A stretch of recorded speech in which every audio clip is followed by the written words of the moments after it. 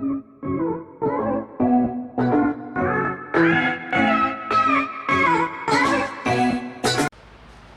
everyone, welcome back to the physics class. So today we are going to discuss the topic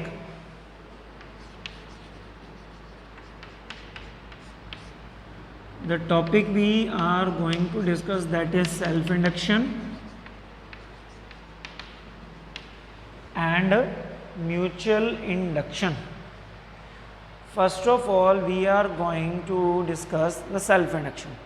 There are two linked topics. First is self-induction, another is mutual induction.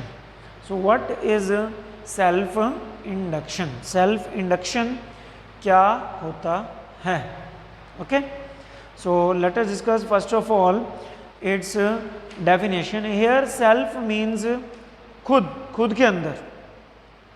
Self का मतलब खुद के अंदर. Suppose we have a coil, हमारे पास एक coil है and a galvanometer is there. Okay, galvanometer नहीं, अभी एक एसी सोर्स है यहाँ पे, AC source. What we have a coil connected to a AC source. क्या करना है इसमें? एसी सोर्स हमने क्यों लिया? AC current is that alternating current which changes its magnitude and direction time wise. Time के अकॉर्डिंग जिसका मैग्नीट्यूड डायरेक्शन बार बार चेंज होता है, दैट इज अल्टरनेटिंग करंट. तो यहाँ अल्टरनेटिंग करंट का ये सोर्स है. ओके, अल्टरनेटिंग करंट ये बार बार इसमें देगा. अल्टरनेटिंग करंट का मतलब टाइम वेरी, जो करंट टाइम के साथ साथ वेरी करे, that is alternating current. Alternating current is there. So what is this? तो करंट की वैल्यू बार बार चेंज होगी इस कॉइल में. As we know magnetic field is proportional to current. If current is changing it means magnetic field is also changing. If current is changing magnetic field is also changing. मतलब इस coil में अगर current change हो रहा है यहाँ से, magnetic field is also changing through this coil.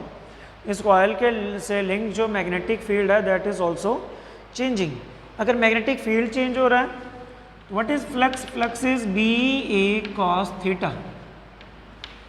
What is magnetic flux? That is B A cos theta. B is magnetic field, A is area of the coil, cos theta, theta is the angle between area vector and direction of magnetic field. So phi is equal to B A cos theta. If B is change, current change हो रहा है क्योंकि AC source है. Current के change होने से magnetic field भी change हो रहा है. मैग्नेटिक फील्ड के चेंज होने से फ्लक्स भी चेंज हो रहा है. मैग्नेटिक फील्ड के चेंज होने से फ्लक्स भी क्या हो रहा है? चेंज. और फ्लक्स का चेंज होना हमने फैराडेज के लॉ पढ़े हैं, that is D phi by D T is equation two क्या होता है? D phi by D T. It means flux अगर चेंज हो रहा है तो इंड्यूस ईएमएफ बनता है. It means there will be an induced EMF in the same coil. अगर ऐसा, अब क्या हम देख रहे हैं कि इसी कॉइल में करंट चेंज हो रहा है और इसी कॉइल में ईएमएफ इंड्यूस हो रहा है. Both the processes are happening in the same coil. So this is called self induction. This is called self induction. तो अगर हम डेफिनेशन इसकी देखना चाहें, what is this? Definition of self induction is property of a coil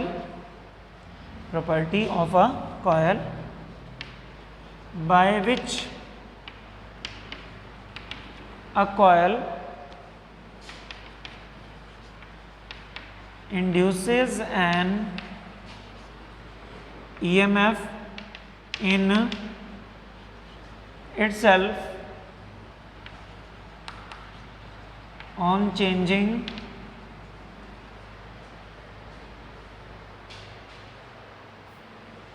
changing the flux through same coil. It means the process property of a coil by which a coil induces an EMF in itself. वो property जिसकी वजह से एक coil EMF induce करेगी अपने में ही, जिस coil में मैग्नेटिक फ्लक्स चेंज हो रहा है उसी में क्या बनेगा, induced EMF in the same coil. अगर सेम कॉइल में बनेगा, करंट भी उसी में चेंज हो रहा है, मैग्नेटिक फ्लक्स भी उसी में चेंज हो रहा है, इंड्यूस ईएमएफ भी सेम कॉइल में बन रहा है, सो this is called self induction. This process is called self induction. Self का मतलब क्या हुआ, खुद के अंदर ही ऐसा हो रहा है, खुद की कॉइल के अंदर ही ऐसा हो रहा है, जिसमें करंट चेंज हो रहा है उसी का मैग्नेटिक फील्ड फ्लक्स चेंज हो रहा है, तो उसी में इंड्यूस ईएमएफ। और इंड्यूस ईएमएफ यहाँ पे सेल्फ इंडक्शन हमेशा लेंस लॉ को फॉलो करेगा। लेंस लॉ को फॉलो करने का मतलब जो इंड्यूस ईएमएफ बनता है, जिसने उसको बनाया होता है उसका अपोज करता है। जिसका इंड्यूस ईएमएफ बनता है वो इंड्यूस ईएमएफ जिसने उसको बनाया होता है उसी का अपोज करता है। तो इस कॉइल में जो इंड्यूस ईएमएफ बनेगा करंट के चेंज होने की वजह से बनेगा, तो उसी का क्या करेगा, अपोज करेगा हमेशा ही। This is also called inertia of electricity. Inertia of electricity, जो सेल्फ इंडक्शन मतलब इंड्यूस ईएमएफ बना, this is inertia of electricity. Inertia काम क्या होता है, मोशन का जो है अपोज करना, मतलब मोशन को होने से रोकना। तो ऐसे इलेक्ट्रिसिटी का ही अपोज करेगा, मतलब जिसने उसको बनाया इंड्यूस ईएमएफ जो है उसी का क्या करेगा, अपोज करेगा। That's why this is called inertia of electricity. This is called inertia of electricity. Okay, let us discuss the further topic related to this, that is coefficient of self induction.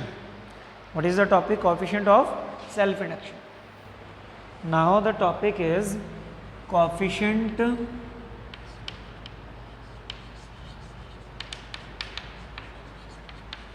of self induction और self inductance और self inductance. या तो पूरा name बोलना है coefficient of self induction, या उसको हम बोल देते हैं सेल्फ इंडक्टेंस। ओके, क्या देखा गया, इसको हम ड्राइव कैसे करेंगे, as phi is directly proportional to I. Coil में करंट चेंज होगा, जितना करंट चेंज होगा उतना ही इंड्यूस्ड मैग्नेटिक फील्ड चेंज होगा। करंट चेंज होने से मैग्नेटिक फील्ड चेंज होगा। फ्लक्स जो है वो मैग्नेटिक फील्ड पे डिपेंड करता है। अगर फील्ड चेंज होगा तो जो मैग्नेटिक फ्लक्स है वो भी क्या हो जाएगा, चेंज। तो जितना ज़्यादा करंट उतना ज़्यादा मैग्नेटिक फील्ड चेंज, जितना ज़्यादा मैग्नेटिक फील्ड चेंज उतना ज़्यादा फ्लक्स चेंज होगा। So we can say that flux is directly proportional to the I, where flux is magnetic flux. If we removing the proportional sign and convert it into equal, so there will be a constant on the right hand side, constant is L. Here the constant used is L, where L is coefficient of self induction. Coefficient of self induction. Coefficient of self induction, self induction का coefficient है, या इसको हम self और self inductance भी बोल सकते हैं। और क्या बोल सकते हैं, सेल्फ इंडक्टेंस या coefficient of self induction. Okay, this is L. तो हमने यही देखना था भी, what is coefficient of self induction. अगर हमें इसकी यूनिट देखनी हो कि जो एल है कोएफिशिएंट ऑफ सेल्फ इंडक्शन, इसकी एस आई यूनिट क्या बनेगी, उसके बारे में हम डिस्कस करते हैं। यहाँ से एल की अगर हम वैल्यू निकालें तो क्या बनेगा, दैट इज फाई बाय आई। क्या बनेगा, फाई बाय आई बनेगा। तो अगर ये कॉइल की एक turn sorry number of turn अगर 1 है तो एल आई, अगर नंबर ऑफ टर्न्स अगर n हो तो ये एन एल आई बन जाएगा। n से मल्टीप्लाई कर देंगे वो N L I, for number of turns that is N L I में ये कन्वर्ट हो जाएगा। Now as we know EMF induced is proportional to d phi by dt. Induced EMF is directly proportional to d phi by dt. हमने Newton का जो Faraday का second law पढ़ा है, that induced EMF directly proportional to d phi by dt. Okay, अगर हम इसमें phi की वैल्यू पुट करें तो क्या बन जाएगा, phi is equal to L I बना, phi is equal to L I. L यहाँ पे अगर कांस्टेंट कोई भी हम लगा दें और इक्वल में वैसे E is equal to minus D phi by D T भी होता है, हमने किया हुआ इसमें। एल बाहर ले आए तो क्या बन जाएगा, that is D I by D T. तो इंड्यूस ईएमएफ किसके बराबर आ गया, that is L coefficient of self induction into rate of change of current, into rate of change of current. It means E is equal to negative of magnitude लेना तो L di by dt. This is the relation between self induction and जो induced EMF है. This is the relation between these two terms.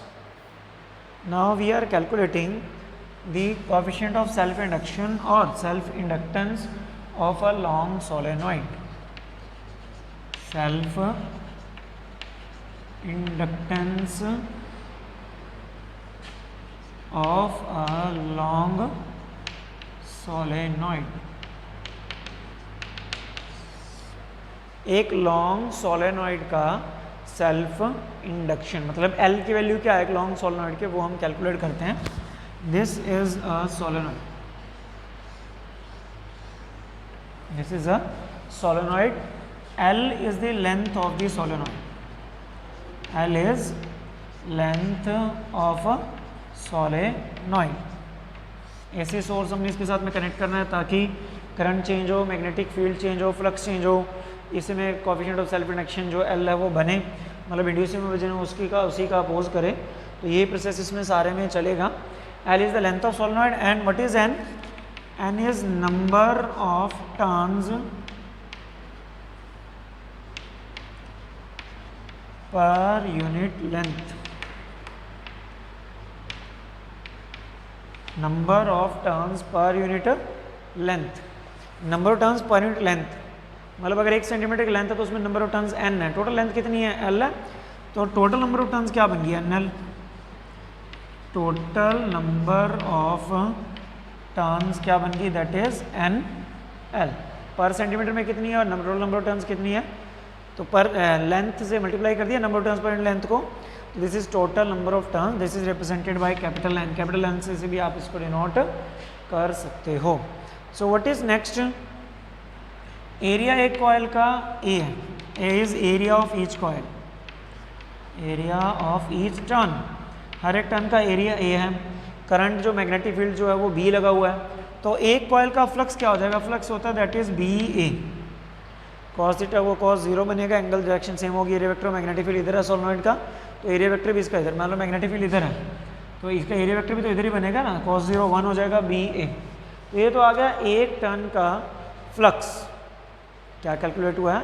एक turn का flux. अगर हमने total flux calculate करना हो, if we want to calculate the total flux, total flux निकालने के लिए हम क्या करेंगे? दोनों तरफ अगर हम मल्टीप्लाई कर दें n से, total number of total flux n phi BA, इधर भी n से मल्टीप्लाई कर दिया. ओके तो हमारे पास क्या बन रहा है? फाई क्या होता है? Phi is LI. Phi LI N. Solenoid है. सोलेनॉइड का मैग्नेटिक फील्ड क्या होता है? That is mu naught NI. Magnetic field of solenoid क्या होता है? Mu naught NI into A. Mu naught NI into A. लेकिन टोटल नंबर ऑफ टर्न्स क्या है यहाँ पे? टोटल नंबर जो टर्न्स हैं वो NL है. ये तो एक इस n को हम क्या ले सकते हैं? NL. ओके इसी में हम देखते हैं इस n को क्या लिख सकते हैं? NL small nl. तो इधर NLI, this is small nl, ये लिख दिया इसको. और म्यू नॉट NIA. एक n ये रहा, एक n ये रहा, तो n का क्या हो जाएगा? ये square. So it will be I से I कैंसल. I से जो I है वो क्या कर दिया? इसमें कैंसिल हुआ. तो इसमें जो टोटल फ्लक्स है या तो n एक तरफ लगेगा या उधर लगा दो या इधर लगा दो. उधर लगा दिया तो इधर से खत्म करना पड़ेगा अपने को. मतलब टोटल फ्लक्स क्या हो गया? NBA.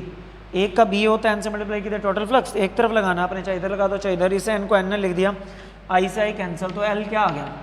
L आ गया mu naught n square LA. Mu naught n square LA. This is the coefficient of self induction for a long solenoid, that is mu not n square LA. Coefficient of self induction for a long solenoid. क्या किया हमने? देखो एक solenoid लिया, उसमें AC source connect किया ताकि current change हो, करंट चेंज होने से मैग्नेटिक फील्ड चेंज होगा, फ्लक्स चेंज होगा, फ्लक्स चेंज होने से इंड्यूस ईएमएफ बनेगा। तो यहाँ पे L length, N number of transparent length, total number of turns क्या बनी, नंबर ऑफ ट्रांसपेरेंट लेंथ में एन है और टोटल लेंथ एल है, तो total number of turns N L. Area of each turn that is A, phi is equal to B into ए। तो अगर number of turns है तो एन, ये एक टर्न का फ्लक्स आ गया, तो नंबर ऑफ टर्न्स के लिए निकालना है तो एन बी है। तो फाई को L I, N as it is B mu naught N I A area. N को क्या लिख दिया, एन एल, एक एन पहले था, एन का square L A mu naught, I से I cancel, L is equal to mu naught N square L A, mu naught N square L A. This is the coefficient of self induction for a long solenoid, for a long solenoid. अगर solenoid के अंदर का area vacuum ना हो तो यहाँ पे mu आ जाएगा। म्यू क्या होता है, म्यू जैसे म्यू आर होता है, म्यू बाय म्यू नॉट, तो म्यू क्या आ जाएगा हमारे से, that is mu naught mu R. Mu की जगह अगर यहाँ पे कोई एरिया वैक्यूम ना हो, कोई मटेरियल के ऊपर बाउंड हो, तो यहाँ म्यू आ जाएगा, म्यू को म्यू नॉट म्यू आर कर दोगे तो वो coefficient of self induction for the solenoid bound on a soft iron core, वो हमारे पास रिजल्ट आ जाएगा। This is the coefficient of self induction for a long solenoid. तो किस किस बात पे डिपेंड कर रहा है, that is first of all number of turns पे डिपेंड करता है, फाइनाइट लेंथ, टोटल लेंथ पे डिपेंड करेगा, और एरिया ऑफ ईच कॉइल। इन सभी बातों पे जो कोएफिशिएंट ऑफ सेल्फ इंडक्शन है वो डिपेंड करता है for a long solenoid. So this was all about the today's concept. We have covered the concept that is self induction and self inductance of a long solenoid. Do practice, prepare notes and send pics to my personal WhatsApp wall in the PDF form. So till then, thanks and have a nice day.